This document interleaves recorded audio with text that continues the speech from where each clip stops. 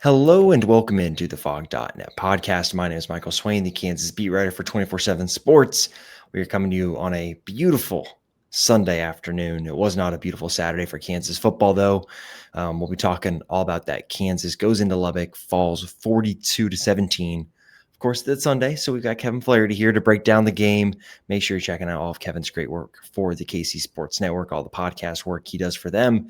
Kevin, I don't know where to start because I know we're going to talk about this game chronologically. So let's start with the biggest news of the day. And is Andy Koldenick coming back to Kansas? Well, gosh, it's kind of funny the way that the coaching cycle has worked out with that. And then you've got former Kansas coordinators being the interim head coach at Oklahoma State and the defensive coordinator at Oklahoma State. By the way, Clint Bowen quoting Aristotle in his most recent press conference. I missed that. Yeah, he is.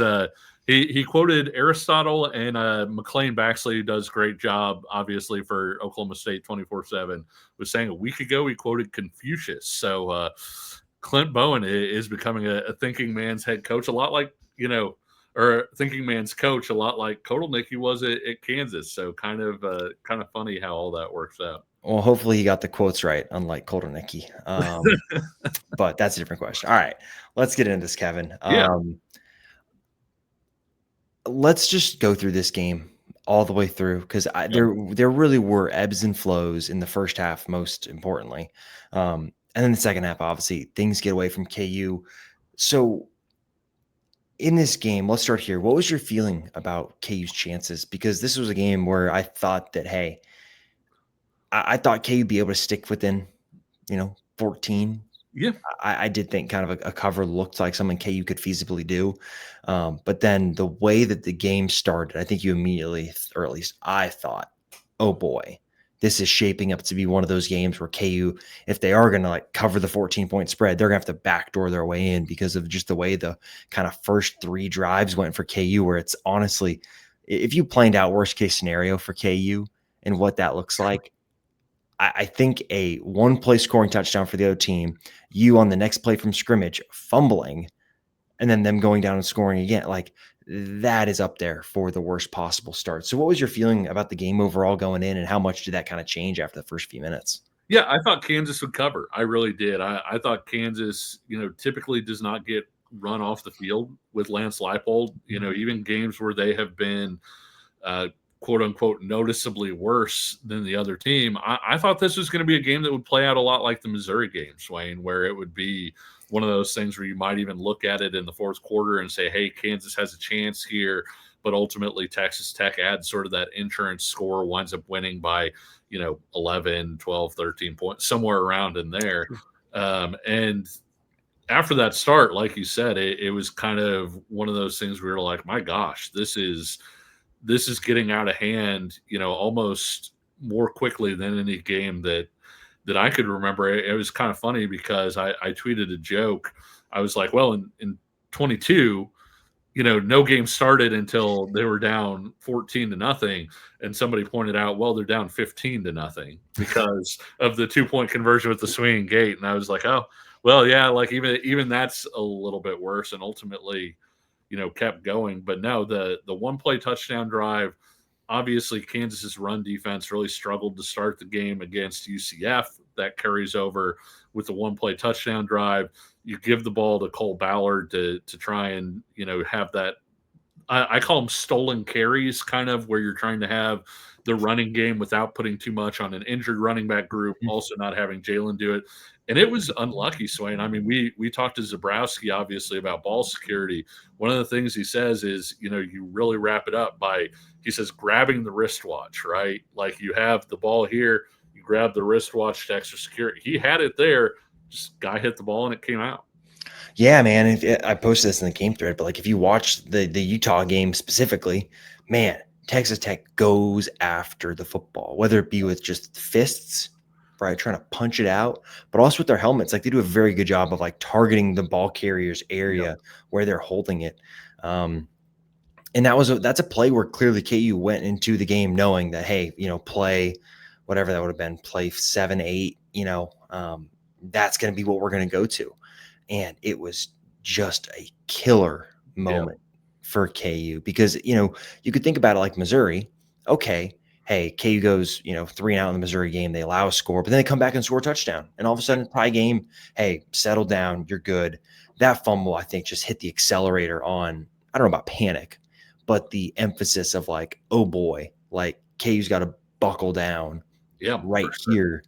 And Kevin, this is probably, I consider the Missouri game a slow start because of the way you go 3 and out, you allow a touchdown. That's a Yeah, slow start to me. Um, Obviously, UCF is different, and this is a different level of slow start. But this is now 3 road games for KU, and all 3 they've played this year where there have been slow starts. And I was asking around about it, like, just hey, generally in college football, like, how do you work on that? And it's kind of like it comes down to preparation and just kind of the players. If there's something that you can yeah, do to cure it, the coaches would do it. But it's just a concern of mine that now you look at this year and this team um, has come out flat. And this was a game where I'm shocked that KU could come out flat, kind of like Missouri as well. Um, just because of the circumstance, right? The stadium's packed and they've got their own stuff going on. And that energy is still energy, regardless if it's for or against you. And the fact that the game went like that so early just felt like then the momentum and the energy of everything going on around the game really did kind of go against KU. And man, 21 nothing, that you can't do, you can't, it's tough enough to dig yourself a 2-score hole at the most talented team in the conference, to put yourself in a spot then where after 2 field goals, right? It's 4 scoring drives to open the game, right? 2 field goals, they get the 21 points. And at that point, then it's like, okay, how can KU just stick in this game? And then I'm concerned about, okay, I'm looking up on my phone, margin of defeat, right? The yeah. biggest since getting that type of thing ready of like, okay, where is this thing going to trend? And obviously KU gets back into it. And I think you can, on one hand, say it's awful that KU started so poorly, that there were execution issues for KU defensively, specifically stopping the run, where it looked very similar to that touchdown run against UCF, where all of a sudden it's like the C parts and there's just a big lane for the running back to hit, Yeah. where guys are just over pursuing and getting out of the gaps and being in the wrong spots. And all of a sudden, yeah, Texas Tech has the talent to go make you pay. And so you put that together and it's just like the worst possible start. Yeah, and I think there were some things that Kansas had shown on tape where specifically when you pull a lineman, Kansas isn't always sort of getting into the right gaps when you have that puller. Sometimes the guy who's supposed to stick on the outside goes too far inside, and vice versa. And so there was that. It was actually kind of funny after the touchdown pass that they had to Terrence Carter. The Big 12 tweeted out that. That he connected with Bowden Gruen, and I was kind of joking around that I can understand the confusion because he was so open, and Bowden Gruen, of course, is typically really really wide open. But that was another thing that Kansas had really struggled with, Swain, in that when Kansas is playing zone, teams are running that defender off vertically, and then they're just kind of sneaking a guy in right behind him and sitting that guy down. Or I believe it happened with the tight end. I think Fox with UCF converting like a 3rd and 18. They did it that way, and in that case, you've got Carter standing wide open in that situation where you ran that defender off, put him in the vacated spot, and so one of the things that I tweeted out was Kansas had been really well scouted, right? And look at things are charted out for those first however many plays. And it felt like Texas Tech had a very real idea of these are some of the notes that Kansas struggles with. Let's go ahead and hit those. And Tech really took advantage of that charted phase, I feel like. On both sides of the ball, man. Yeah. Tech's defense, I thought, did a really good job of just really slowing down what KU wants to do. And I think generally, you think about KU and the way they've moved the ball this year, they've been consistent down to down, but there has been a reliance on getting an explosive play to really help you get down the Yeah. field, right? And I thought what Texas Tech did, especially early and then even more so late in the game, was just, I don't know what the exact coverage of like what you want to call it, but basically they're dropping guys and keeping everything in front. Yep. Where you can look at the passing chart for Jalen, he had 1 pass over 20 yards. And that's in a game where you're down 21 points in the first quarter, Yep. right? That's when you think you might be taking shots to get back in the game quickly, is in a situation like that. And even And then, there were times too when he wanted to go deep because you could Mhm. tell, he's sitting in the pocket, he's kind Looking. of bouncing, he's got, and so it wasn't that they were just calling short things. They were trying to get those shots.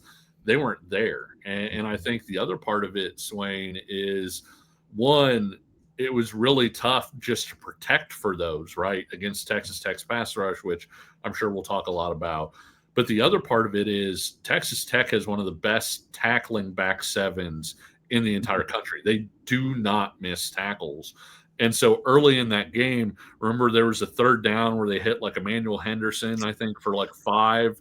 And a guy rallies up, makes a tackle. It was like 3rd and 9. You hit him for 5. One guy makes a solo tackle, and you're punting the ball. And that was the thing, was they could say, hey, the only thing you're going to get's in front of us, and even when you catch it, you're not going to make a guy miss. And so Kansas's offense was really working uphill for a lot of that. Exactly, Kevin. And then they finally start to get something going, right? Kind Yeah, of you get to the middle kind of second quarter, and they really get going. Obviously, you've got the throw to Bryson Cansey up the seam that was really good. Good to see Cansey continuing to get more and more involved. Right, KU needs as much wide receiver depth as it can get, and then obviously the throw to Lee Sean, who scores again. This was at the point when it's like, okay, KU settled down. You didn't necessarily have super great faith that the defense was going to get forced punts, just sure. considering the fact that Texas Tech had been moving the ball. KU did do a good job of, I think, getting like a tackle for a loss. Like you can look at the sack that Leroy Harris had that stopped that one drive. Like KU started to get some of the bigger plays, kind of the bend don't break, but you didn't necessarily have super great faith that KU was going to, fix things. And then obviously, I think it goes for KU touchdown, and then they punted. Yeah, and then they go touchdown, field goal. Yeah. Let's get to the end of the half, where then obviously Taylor Davis has the interception, his first career interception. I thought that was interesting. The fact that KU hasn't really gotten a lot of picks this year. It's been something where when KU's gotten kind of turnovers, it has been more of the forced fumbles. So Taylor Davis gets the interception. Obviously, that's a huge moment for KU that they turn into a touchdown. Then at the end of the half, man, Laith Marjan, what a kick. 55 yards. I think it's the fifth or seventh longest kick in program history. That was a moment then going into half where you're like, okay, KU's got momentum. Obviously, Baron Morton goes out of the game with the knee injury. It's a big time momentum wise going into the half. And all of a sudden, KU, after looking like they had no shot, I'm looking up the largest defeats under Leipold to at halftime. It's like, all right, well, hey, let's see what happens in the second half. If Morton can't go, obviously Hammond's a very talented former high school recruit, right? Top Yeah. 247, 4-star guy, top 15 quarterback in his class, just unproven. And you wondered what that would look like. But it was a really strong end of the half, and one that you got to tip your hat to Kansas to say, hey, the guys didn't quit. They battled back. They really did stick with it. I think they do deserve credit for that. Yeah, absolutely. And I think there were two things that allowed sort of that little comeback. One was the offensive drive when you had to have it. When you went down 21-0, the offense gets the ball, and you go down the field and get a touchdown there. And so it stopped the bleeding. And then, Baron Morton not being out there, Will Hammond starts off a little slow. You're able to get a stop, sort of get your defense's legs underneath them, and you're able to build some momentum. And then you come out after half and you get a stop, Swain, and you're sitting here thinking, is this a UCF game all over again, where you trailed at half, but you were able to kind of tighten things up, and then you're able to take the lead in that second half. And then ultimately you have a couple third downs where I know, a lot of fans didn't like the play calls. On one of them, you get a run absolutely blown up. On the other one, you call kind of a slow developing pass play, and Jalen gets sacked. Tech is able to go down and score and add a little bit of margin. And when it got to 28-17, I wanted to ask you, it's just 11 at that point. Tech has only scored once. You figured Tech probably was going to score again. Did you have faith, though, that Kansas was going to be able to win at that point once Tech had gotten it to 28-17? No, I no. didn't either. that was game over, That was kind of especially my thought too. especially with the way that drive went. So let's talk about that third down, Kevin. Let's talk about the third down. Yeah. Woof, first of all, because at that point in the game, you got to remember, right? The offensive line has been getting dominated, Yep. right? I got the stats up here on the screen. 4 sacks allowed in the first half, right? That's already a high number for Kansas for a game, right? Keep in mind, Yes. Kansas allowed 10 sacks all of last season, right? It's already a high number for the game, which indicates, hey, offensive line isn't doing super great. And then Yeah. you get to that 3rd and 1, and you look at the box, and I got flashbacks to like watching Les Miles run out of the I formation into like 9-man boxes with Puka Williams. Yeah. When I was watching the game back this morning, I was like, it just hit me again. I was like, how is there not a check? You got to do something there when you see that many people in the box, knowing you're going right up the gut. There's got to be something there to get out of it, because that play was never going to work. As soon Yeah. as they lined up, I knew, at least, you're like, this is not going to happen. Well, and Jalen had been really efficient throwing the ball, had been incredibly accurate. Mm-hmm. Do you know when his first like inaccurate pass was, like where it didn't go where he was aiming? I don't know off the top of my head. His 27th pass. So he had 3 incompletions through his first 26 throws, Swain. One was a throwaway out of bounds, mm-hmm. and the other 2 were drops that hit his receivers in the hands. So, and the 27th pass, the reason it didn't get to the guy he was throwing to is it was tipped at the line. So, like, that was how accurate Jalen was. And you think about, earlier in the game in a short yardage situation, you would run kind of Kansas's little thing that they run for Cam Pickett every now and then, right? Mm-hmm. That little like RPO where he's almost like a fullback and he sneaks out into the flat, and you can get something like that. I feel like would have been, the sort of thing to maybe punish a heavy box, like you said, put them into a situation to have something a little bit different there. But man, that thing got absolutely blown up, and not just the defensive line. Jacob Rodriguez was unbelievable. Like you can see how that guy is one of the best linebackers in the country for sure. But that play had zero chance to succeed the way that it was run into the defense that you were running it into. 2 questions for you, Kevin. Yeah. When has Kansas shown this year they can run power in short yardage situations? Yeah. Okay, first question. Second question. What happened to the quarterback option game? When was the last time Kansas ran a triple option play? Just hold on. Where is that gone? Because that has totally disappeared from the offense. It is gone. And I understand. Jalen is playing the best he's played in his career. He is tearing it up. Kansas is wasting like this incredible season from its quarterback. And I understand you want that guy available. Totally. Right.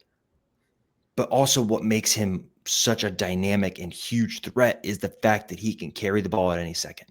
And when was the last time you watched Kansas run anything triple option-ish? And a part of this could be the fact that the last time Kansas ran an option, LeSean Williams fumbled it and Kansas lost 12 yards. That could be it too, that these guys try this in practice and it sucks and they can't run it in the game because they don't trust them. But I'm just so dumbfounded, Kevin, that you heard plenty about the option and what it could be for KU this year. And it's just not shown up. And KU can't run between the tackles in power situations. You've seen in the red zone, right? With KU's red zone struggles, like they've had to get creative. And so there's like, you put those 2 things together and it makes no sense why KU called the play it did. Yeah, it's kind of funny. Kansas has run the fake option pass where they love that little like running back wheel, tight end leak thing. They've run that more than they've actually run option this year. And they run fake option more than they've actually run the option. And to your point, yeah, I mean, Jalen's outstanding at it. Not only is he a really good runner, I think he's a better decision maker in the option game typically than he is even as a passer. And so it's something that he does really well. You bring back Lubick, who's got this background in option and quarterback run game and all of those different things. I thought it would be a significantly bigger part of what they did. And after the Missouri game, where I thought, I'll be honest with you, heading into the Missouri game, I thought that was going to be West Virginia 22, where you hadn't really shown a lot of option. You're going to come out and you're going to make Missouri defend the option 10 different ways that they haven't seen yet. That was what I thought was going to happen. Now, you had this weird fluctuation against Missouri where out of 50 plays, Missouri ran 46 of them. And so I understand where if you had option in the playbook, you might have come to it at some point and said, all this stuff we wanted to run, that's cool, but like we got to get out of that because the game's not going that way.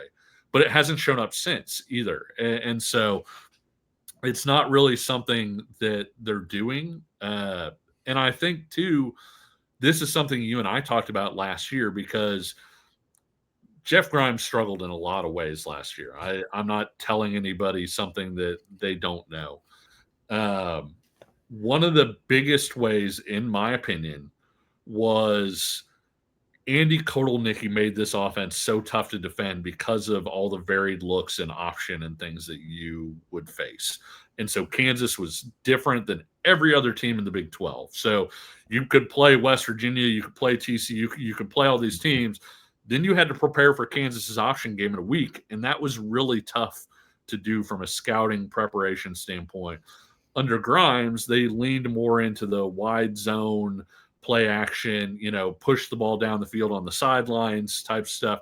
Other Big 12 teams do that. And so if you faced a team like, let's say, Baylor before you faced KU, then you had basically prepared for KU's offense the week before you faced KU. There are some tweaks, but you had generally seen it.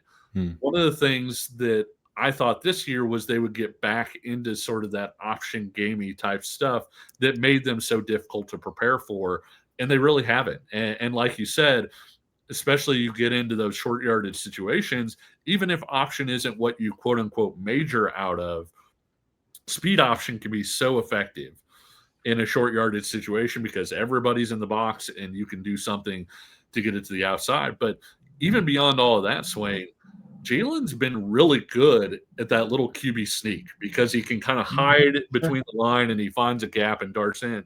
It's 3rd and 1. I wouldn't have even had a problem saying, hey, let's run QB sneak twice and get it, even with Texas Tech's offensive line or defensive line being what it was. But the play call that they had based on the defensive look that Texas Tech gave, it was not going to have success. No, it was not. And then on the next drive, Kevin, right, there's another sliding doors moment. Yep. Right, Bengali Kamara gets in the backfield. Great tackle for loss on the first play. Yep. It was 1st and 10. Yeah, it was 1st and 10. And then on this next play, they flip it, right? And Bengali's on the other side, and he gets in the backfield. I mean, that could be a 2nd and 12. That could be a drive ender, where you force a field goal. And you're talking about a game that's 24-17. And it's a different type of feeling. But then he misses the tackle barely. Hand starts getting ahead of steam. Then he gets in the red zone. And obviously from there, he finds the end zone. Quarterback run game. Yeah. It's back, And Kevin, I want to get your take on this because it's something that's frustrating to watch with KU's defense. Like when you go back and watch the tape, there are plays when KU executes and they look really good. Yep. Like they look really good. They really are. Like you could look at the punt on the first drive of the second half. Like it looks good. Guys are in the right spots. The athleticism shows up. The guys make plays. And then one guy's out of position. One guy, like Bengali, misses a tackle. Another guy's out of position barely. All of a sudden there's a crease. And it's just the inconsistency of it. It's got to drive the coaches. It's got to drive the players. It's got to drive everybody nuts. Just the inconsistency of it, right? Going from you see and there's no better example than the UCF game, right? Like the first half was so awful. And then the second half was just execution at its best. And that's just got to drive them nuts. And that showing up again in this game is, just bad. Yeah, I mean, it's funny because, it feels like I get a lot of, is DK over his head? Is DK over his head? And when you watch what it looks like when it's right, it's obvious the players know how to execute, right? It's obvious they understand where they're supposed to be, but they aren't doing it. And I think especially with this defense, things have a habit of snowballing.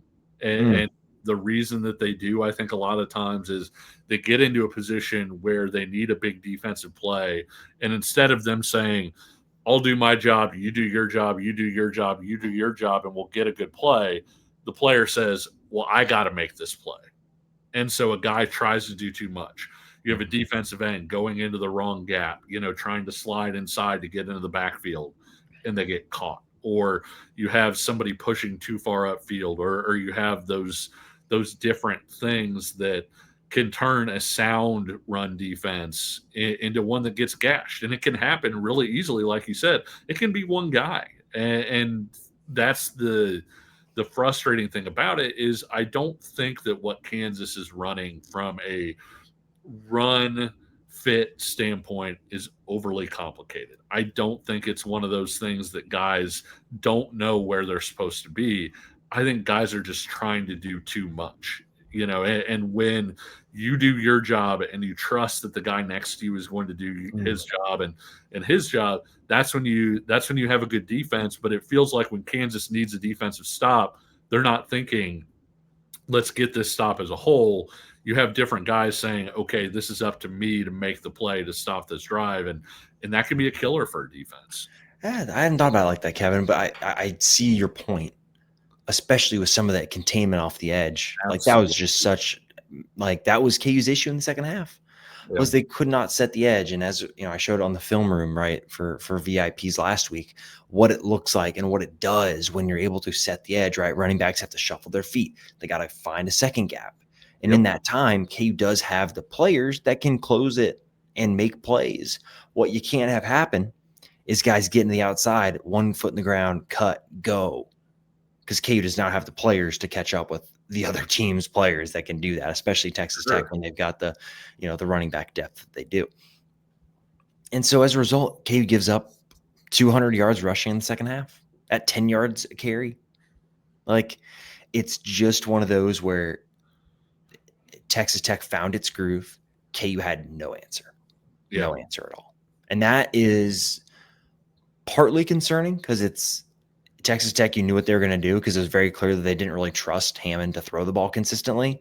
And the fact that KU still couldn't adjust, execute, whatever you want to put it on. Stuff like this is never just, it's not just DK's fault. It's not just a linebacker. It's not just a defensive lineman. It's not just a secondary. It's everyone has a part to play in this. And the fact that KU was unable to respond is certainly worrisome because teams are going to find things within the course of a game to attack with KU's defense. And it's going to come down to them to then respond and find ways to fix it. And the fact that they didn't do that in this game is worrisome because I think you can look at Cincinnati as well and say, well, Cincinnati found their groove, how they're going to attack KU, and KU tried different stuff but didn't find an answer. And that's the concerning part for me when I start projecting some of this forward.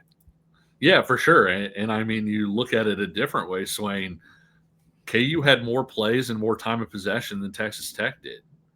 And one of my worries going into this is especially with Texas Tech going for it on fourth downs like they do, they're pretty progressive as far as, hey, this is 4th and 3. The analytics say go for it. Let's go for it. Texas Tech didn't go for a single fourth down in this game. I thought this was a game that could play out like the Missouri game where you wound up getting out-snapped by a significant amount, where your defense was on the field a whole bunch. They weren't on the field that much. And I think that's the other part is you look at it and it's not like it was a situation where, hey, this team should have been really worn down because they were out there a lot. And so it really was, hey, you just got beat, right? Like you were in the wrong spot. You got beat in general. It wasn't, they wore down. And so I think there were a lot of things there where you looked at it and just kind of said, this was maybe a little more discouraging, especially the way that it closed out than some of the other games that Kansas has had. Not just this year, but I think it kind of in recent history under Leipold. Yeah. Okay. One more thought defensively, then we can talk about the offense because the offense deserves its own section of the podcast. KU's now allowed 500 plus yards in 3 games this year. Yeah. Okay. Missouri, Cincinnati, and Texas Tech. KU did that twice last year, and they did it twice in 2023. Last time KU had 3 or more games of 500 yards allowed was the 2022 season. It's just one of those where the fact that this is another game where basically, here's the thing, Kevin. KU's played 3 offenses with the pulse this year.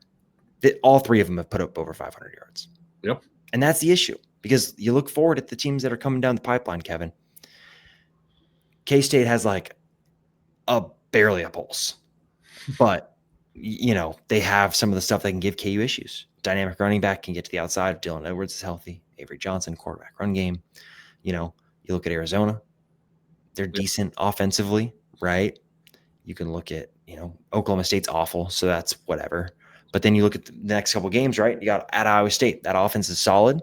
You have at home against Utah, the offense is solid, right? These aren't barn burners, right? You're not playing Cincinnati again. It's gonna, consistently put up types of number of yards, but their offense have a pulse, and that's the concerning part for me, is looking at what teams that have a pulse have done to this defense so far. And I can talk about how much some of the stuff is good, right? KU is more athletic along the defensive line. That's a positive. KU is more athletic at linebacker. KU's linebackers are making more plays than I've ever seen linebackers at KU make. Yeah.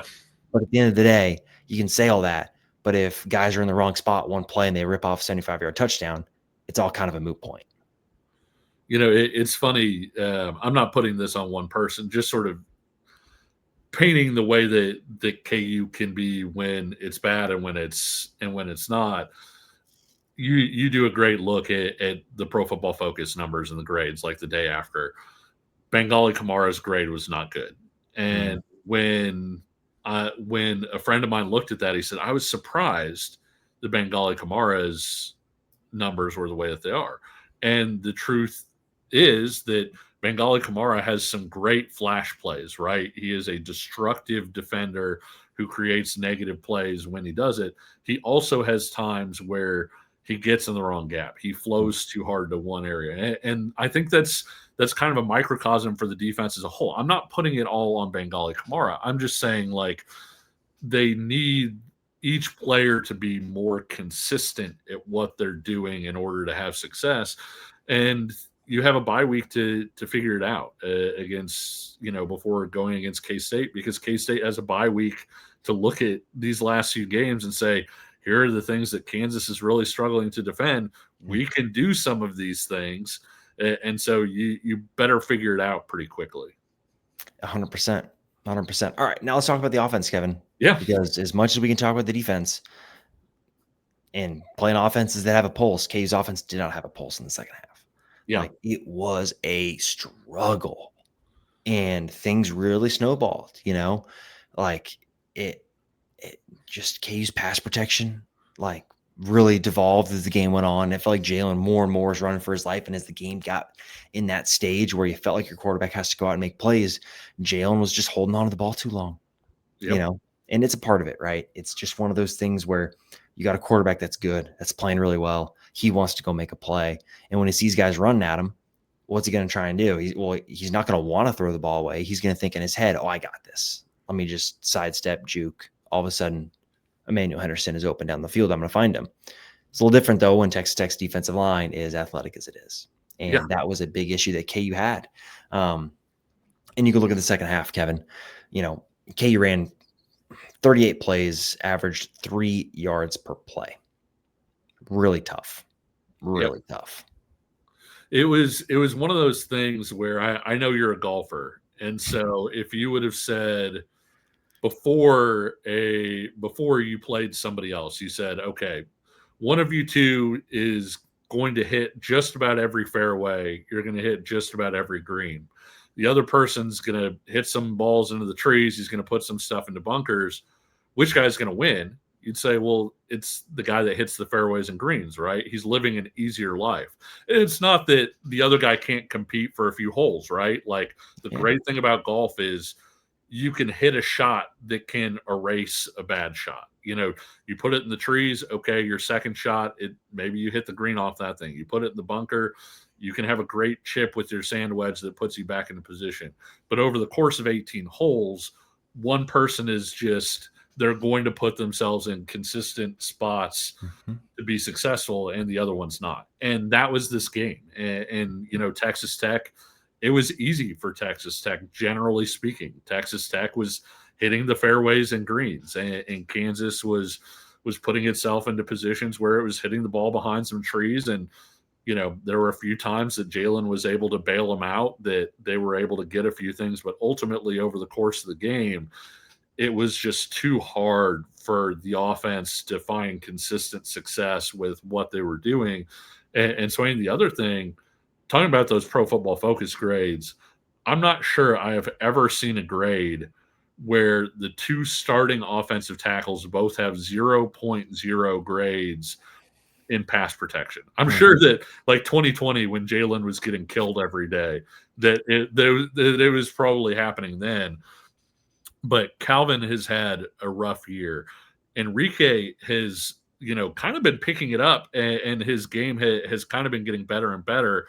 This was a rough one for him too. When both your tackles have 0.0 grades, it's going to be really tough to push that ball down the field. It is. And I golfer likes golf analogy. Shocker. But you can look at it too, Kevin. I just pulled it up. The early down success rate, Texas Tech, 47%, Kansas 40. Texas Tech did a very good job of setting themselves up, and KU just didn't. And then all of a sudden, right, like you're talking about, Kevin, you're in the third and longs or the third and mediums where it's kind of known, hey, they've not run the ball super well, or running the ball is not super effective because of the time of the game, time and score, right? That has an impact on things too. And once you got into a game where Texas Tech could pin its ears back and go, that was always going to be really hard for this offensive line. Sure. Like, it really was. And you want Calvin Clemens to have success, right? Of course. But man, it's been trial by fire, and he's got burned, And on the one hand, right, these athletic D linemen giving him some trouble, right? Especially when they're kind of setting him up outside and they're getting inside, and he just isn't quite there yet. The good part is, if KU's really not going to play very many defensive ends going forward that are like Height and Bailey. But still, it doesn't matter. Your left tackle is really having some struggles. And even Enrique Cruz for most of the year, who has had a great year so far, like you said, the fact that he struggled too, I think just shows you that it was just a bad day in the office. And I'll be interested to see what KU does. That Calvin earned the left tackle job. He earned it in the spring. Yeah. And he's a guy that people on the program are high on. How do you handle this? Do you stick with them at left tackle and say, hey, man, we got you. We're sticking with you through thick and thin. You got this? Or Cruz can play left tackle. Gorska can play, like, does KU try and flip something? Personally, I'd say, hey, I think you got to roll with Calvin. Yeah. It's because he's young. You got to give him the trust. If you move him, that's going to take a lot of confidence from him. And even now, it'd just be a really tough thing to do for KU. So I think they've got to continue to kind of try and look at it and just try and help him the most they can and help him improve. Because he's the guy I think you just got to go with. Yeah, I agree. And I think whenever a guy is struggling, the easiest thing in the world is to say, hey, you got to replace him. But, there are both short-term and long-term ramifications to that. And I think, to your point, when you weigh and measure everything, the answer is to get Calvin better, not to replace him. And then you're in a spot heading into next year where Enrique's not here anymore, Gorska's not here anymore, and all of a sudden you're starting all over at both tackle spots, and you have a guy that you pulled off the field at some point, during this year. And it's not, I'm not just saying, hey, it's a next year problem. Also, Enrique's got to get reused to playing left tackle when he's been playing right tackle all year. Mm-hmm. Gorska's got to get used to playing a lot more, snaps on the right side than he's currently playing. And so you have to weigh and measure all that stuff. And let's be honest, the other part about it, Swain, David Bailey is doing that to pretty good offensive tackles. Yeah. Oh, yeah. Kevin, you watch the Utah game. Utah's got future first round NFL draft picks at tackle, and he was making them look like clowns. Yeah, and so that's the thing about it. We talked before a week ago how on Pro Football Focus there are 6 players in the Big 12 who had qualifying snaps and had a grade of 90 plus this year. 3 of them are in Texas Tech's front 7. two of them are their defensive ends, Romello Height and David Bailey. So, like, you're going up against NFL defensive ends at both spots. And unfortunately for Kansas, those guys really looked like NFL guys last night. Did they ever? Did they ever? Like, geez. All right. So let's talk about a couple of things here, Kevin. Now, some of the decisions, Jalen's pooch punt. Yep. What was it? There was one more. Hold on, let me see if I can find it here. Yeah, the 4th and 27. You can't really have too much, but like Jalen doing the pooch punt. Like, what are your thoughts on that? I mean, I struggle with some of this because Yeah. I say this, I feel like every week these days with some of this stuff, but like you got to separate what you want your head coach to be with first who the head coach is. Yeah. Right. I would like my head coach to be someone that goes aggressive. Yep. Tries to win the game. And it felt like KU went a little bit more conservative on it. And I don't know. I'm not a fan of it, but look, again, who am I? What do you think? Yeah, you're in kind of that weird spot, right? Where it's 4th and 10, it's around midfield. Your defense has actually just gotten a stop. And so I think, to me, you're down 11, you're running out of time. It's in the third quarter, but you're running out of possessions, basically. To me, that was a go. Even though it's 4th and 10, and I get that, you brought up in the Missouri game that, like, that 4th and 7, like, it was kind of you're screwed if you do, you're screwed if you don't. It was probably one of those situations, but at the same time, like you said, it was funny.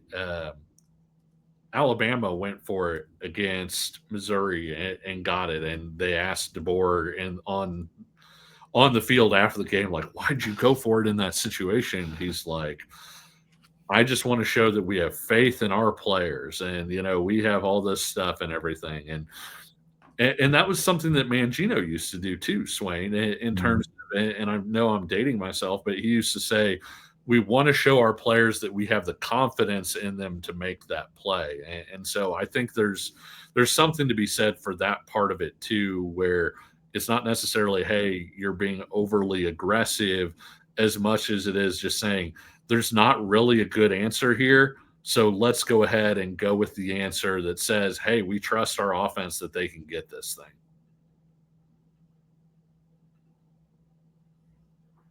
So I pulled it up. The 4th down. 4th 10, 40-yard line, quarter 3. Look, it's a toss-up.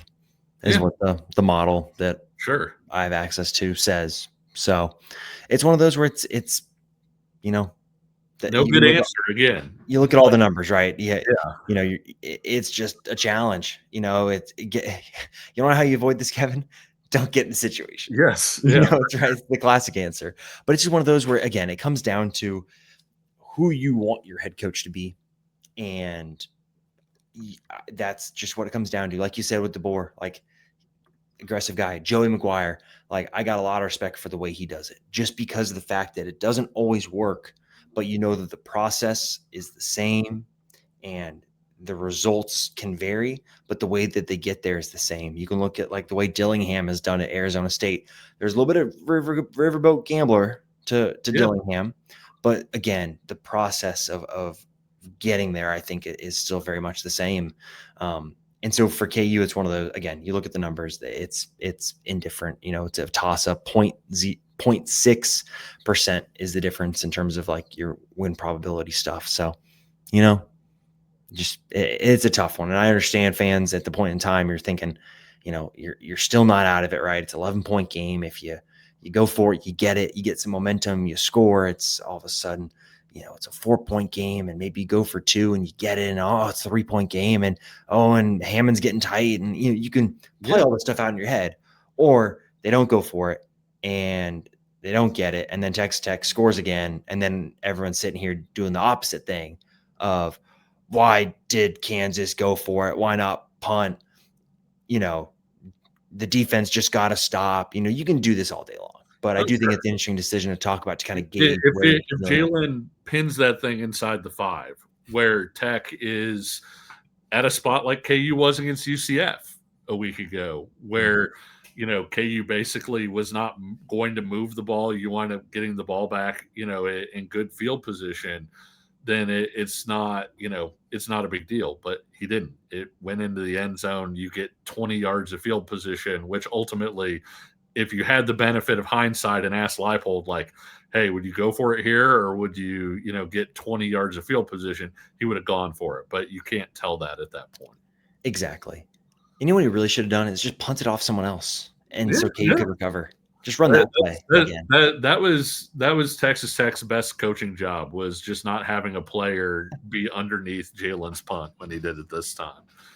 Exactly. So, look, the fourth quarter. Then, I mean, it's at that point, Yeah. it just kind of gets away, and yeah, Tech just tacks it on late. Let's go here now. We can do some big picture stuff, Kevin. What do you like? How do you feel about the loss for KU overall? Like, and what is it? Does it change your opinion on the rest of the season? What does it do for your overall view of where this team is at right now, going into a bye week that really sets up a huge stretch of games? Yeah, I think you're staggered a little bit because of the way it ended, right? Like it wouldn't have been as big a deal if KU'd lost this thing 38-28. You're like, hey, tough environment, all of those different things. And you probably wouldn't feel that same way. But for Tech to pull away the way that it did, and I mean, Tech was really on the front foot late. I mean, they were absolutely hammering the KU ball carriers. I mean, Will Hammond, clocking Austin Alexander on the touchdown run where he just runs right over him, and all of those different things. And I'm Lance Leipold. One of the things he's done really well at Kansas is typically whether it's win or lose, they've been able to put the previous game in the rearview mirror pretty well. Another thing that they've done really well is they come off of bye weeks really, really well. And you and I talk, it feels like after every bye week, maybe the best thing that they do is they know how to keep their guys fresh, where guys come out and look a lot faster coming off of the bye week. But at the same time, I do wonder if there's a little bit of mentality work that you do over the next couple weeks, just trying to kind of repair what seems to be frayed a little bit in some of that stuff. And so, on one hand, it's funny. I saw a stat today that with the new AP poll coming out, 6 Big 12 teams have not played a team currently in the AP top 25. Oh, wow. Kansas has played 3 and lost to all 3 because Cincy's in the poll now too. Oh, So, okay. so yeah, KU lost to Tech, lost to Missouri, lost to Cincinnati. So KU's played 3, lost all 3. That in itself is not the most damning thing, but also you don't have necessarily a win in there where you're saying, hey, this was, a flag planting victory. It played really well against Fresno State. Fresno State's been pretty good. But at the same time, that's not necessarily one of those. And so you enter after 7 games, you're in this weird spot where, again, it's not necessarily damning that you lost to 3 top 25 teams, but at the same time, how good are you really? And I think these last few games give them a chance to kind of establish that a little bit more and show like, okay, we just lost some really good teams, but we can beat some good teams too. But right now, there's a little bit of uncertainty, I feel like. For sure. I think how I'd frame it, the wins KU has had this year are the games they had to win. Yeah. Right? The games they should win. Right? Fresno State, you should win that game. Wagner, of course. West Virginia, yeah, you should beat them. UCF, yeah, you should beat them. Right? The wins they've had this year are the games that you had to have it. You can't lose to first year Rich Rod, West Virginia. You can't lose on the road at UCF under Scott Frost's first year. Like that can't happen. Right. And so those are the games KU's won. Yeah. Cool. When KU's played like opponents, if you will, they've lost. Yeah. And it's as easy as that. And yes, Texas Tech and Missouri have expensive rosters, much more expensive than Kansas is. But Cincinnati is a game KU could have won. Should have won. Let it slip. Sure, you could say should. For sure. If you look at, I know we both follow Parker, who does the, how bad did we really get beat this week, which looks at success rates. And Cincinnati was one of those inverted games where KU actually outplayed Cincinnati by success rate. And and still lost. And that's still one of those games where you can also just look at plays, right? Like, hey, if you do this, then you win, and get a stop on 4th and 10, then you win. And so, yeah, I would put that in a should have won. But again, Cincinnati's a top 25 team right now, so it was a good team. It was a pretty equal game. You lost, but yeah, to your point, that's sort of the one game you have on the schedule, right, where you have a team where it's like, this is around the area that we think we are, that we feel like we should be, whatever else is, say, in that 20 to 40 range, would you say, in the country, somewhere around in there? Sure. And Kansas lost that game and lost it at home. And so what are you really at this point? And that's the question, right? So now you look ahead, and how many more should you win games are there? Sure. 1. Oklahoma State. Yep. Outside of that, it's a bunch of teams that are just about as good as KU. Yeah. K-State's just about as good as KU. KU's probably better, but that doesn't mean anything in the rivalry game. No, KU's been better the last 2 years. KU's probably just as good as Arizona. Yep. They got to go play on the road. KU and Iowa State, pretty similar. Yep. Iowa State's got some strengths, but they lost on the road to Colorado. Rocco Beck's not playing his best football. That was a bad loss. I get that Iowa State's had some injuries, but that was still not a good loss for Iowa State. And look, again, injuries, everyone's got them. Yep. Everyone's got them. You're not going to catch, no tears, right? You can see, go look at the injury report. Unless you're Kyle Whittingham faking the availability report, you can go look at them. And so you look at the rest of the season, and there's one more you should win that game. And so that, for me, is what makes this such a fascinating end of the year, because we're going to see what this thing's about. It really is going to be so interesting, Kevin, because it's going to be even playing fields, spreads less than 7, and it's going to come down to coaching and who can execute. And we're going to learn a lot about where this team and where this program is as they enter into a new phase, because that's what we're getting close to here, Kevin. We're halfway through the year.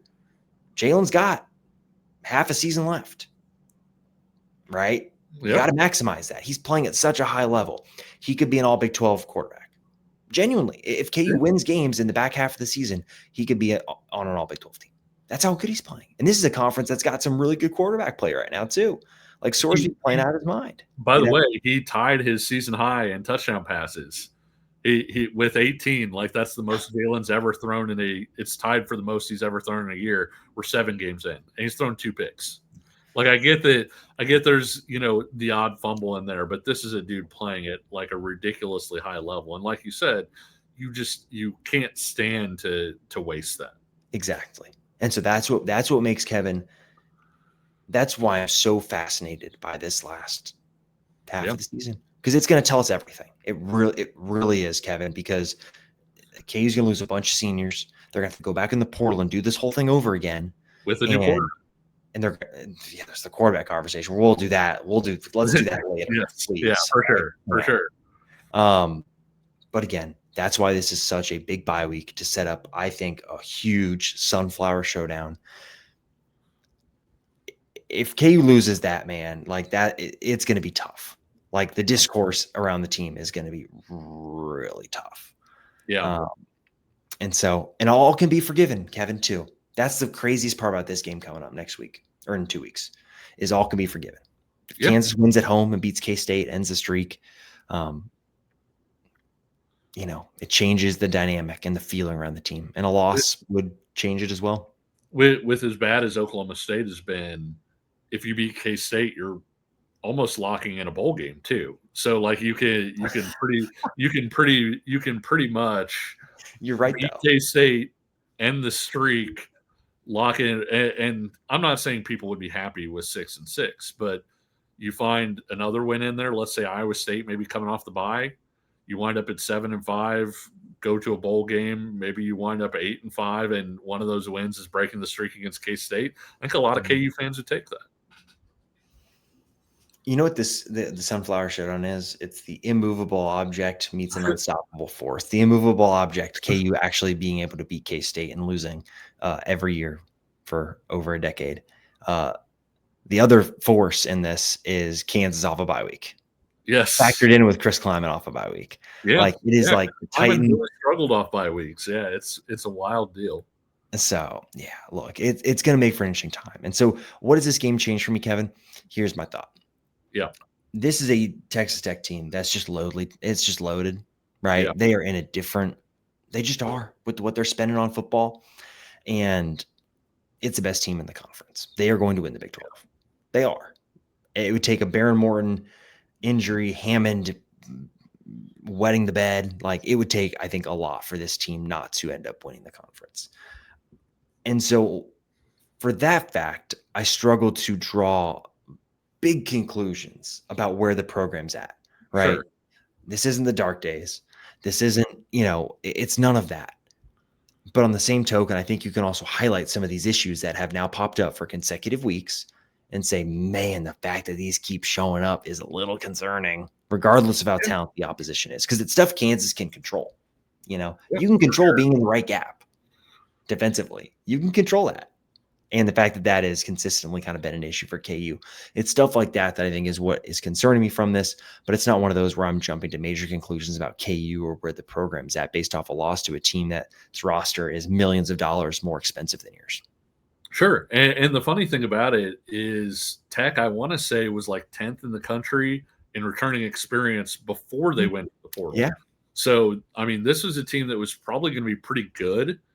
And then they were basically like some teams that go into the portal and they spend a lot of money in the portal. And it's like, well, we have to build up our whole roster. Like Colorado comes to mind, right? Where there's this roster turnover.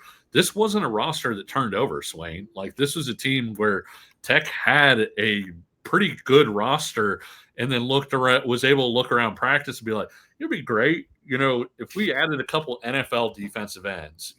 Jacob Rodriguez is a really good linebacker. Let's add another corner from the portal. Let's go add, an NFL left tackle potentially from this stuff. Let's go grab one of the nation's best tight ends in Terrence Carter. And so I think that was really what made this Tech team so good, was the fact that they were pretty good before they went portal shopping. And with them going portal shopping, they could really say, hey, we can spend this much on this position, and it's not like another position is going by the wayside there. We already have somebody that we like there. They already had some good defensive tackles, Swain, and they go out and get Lee Hunter from UCF. Like, I mean, it was the depth of that roster is unreal. And it's kind of funny because, fans will always say as a joke, like, we want Bama. Well, you just played Bama. Like, Alabama's number 6 in the country right now. Texas Tech's number 7. And I'm not sure if they played today that Alabama would beat Texas Tech. Maybe a good game. I'm not making any predictions on that. I don't need Alabama fans or Texas Tech That's what I'm fans saying. coming at Like, me. I'm not sure they would. And so if somebody said to you, hey, Bama beat KU 42-17, you probably wouldn't be like that devastated or broken up about it.